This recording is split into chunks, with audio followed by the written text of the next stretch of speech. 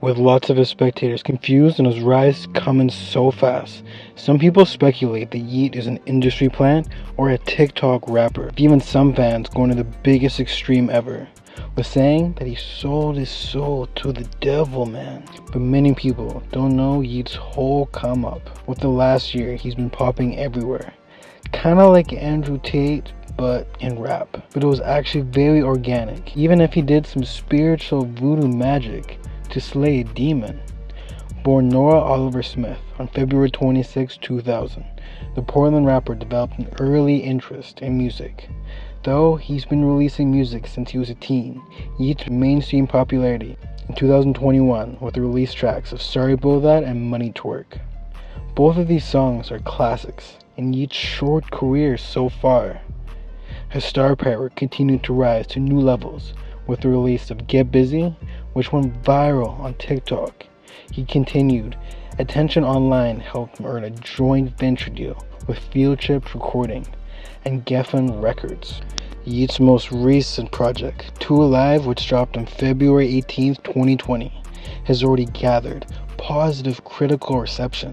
The 20-track project features guest appearances from Young Thug, Gunna, and even more, and it debuted at number 4 on the Billboard 200 albums chart.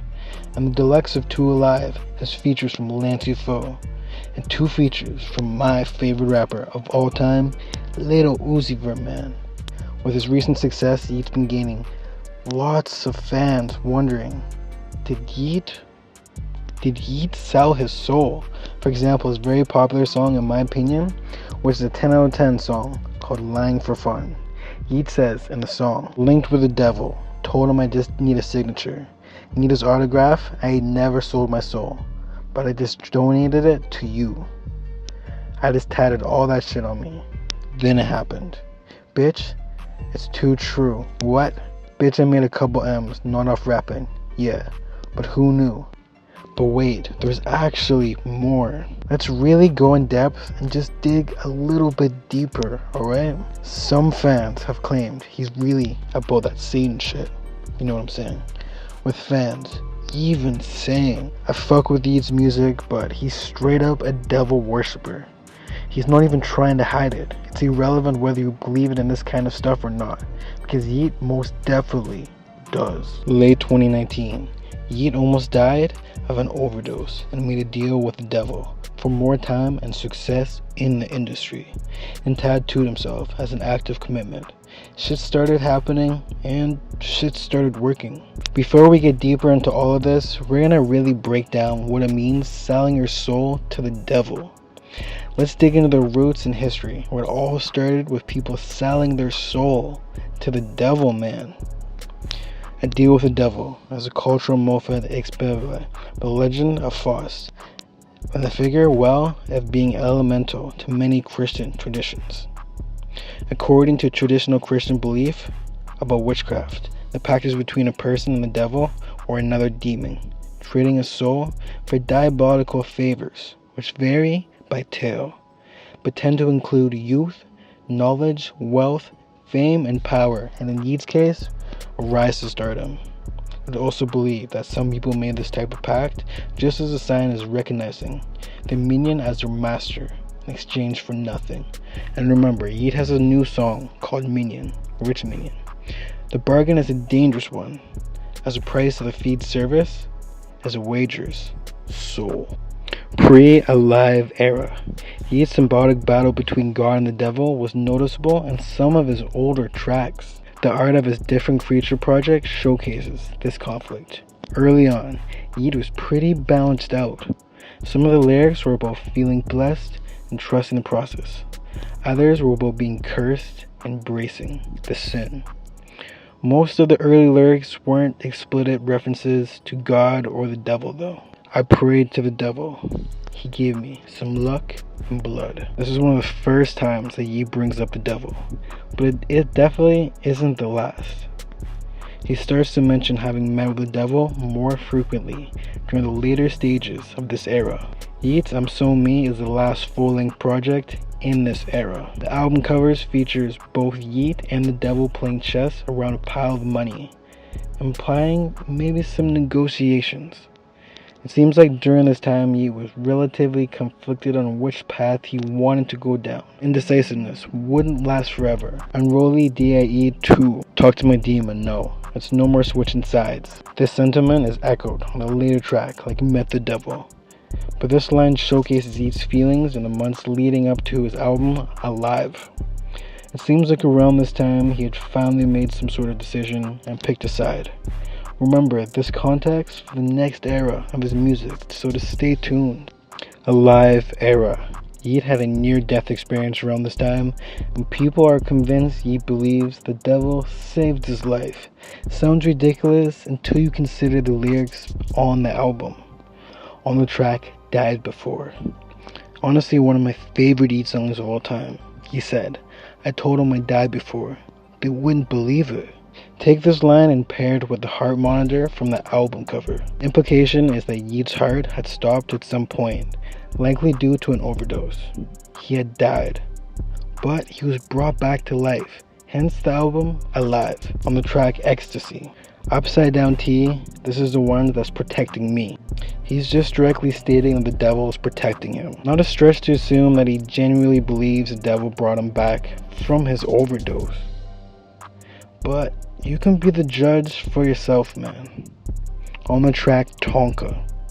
Fire track, by the way. The devil told me my time was ticking.